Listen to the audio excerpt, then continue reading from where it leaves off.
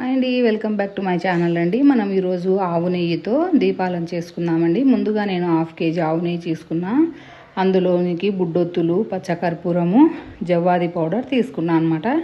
ఇక్కడ ఆవు నెయ్యి మరిగిన తర్వాత ఆఫ్ చేసి పచ్చకర్పూరం వేసుకోవాలండి. అందులోనే జవ్వాది పౌడర్ను కూడా వేసుకోవాలి కొద్దిగా.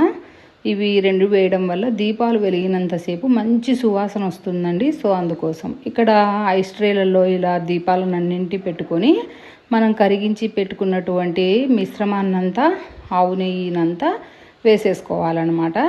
ఇలా వేసేసుకొని డీప్ ఫ్రిడ్జ్లో 1 అవర్ పెట్టేసామంటే మనకు దీపాలు అనేటివి తయారైపోతాయి అన్నమాట. చూడండి, ఇలా తయారైపోతాయి. ఇవి చాలా ఈజీగా వస్తాయండి. ఇవన్నీ తీసి మనము టప్పర్వేర్ దాంట్లో కానీ గాజు సీసాలో కానీ వేసుకొని నెలంతా యూజ్ చేసుకోవచ్చు అనమాట. ఇవి దీపం వెలిగినంతసేపు మంచి సువాసన భరితంగా ఉంటాయండి. Hare Krishna, Hare Krishna. Thanks for watching.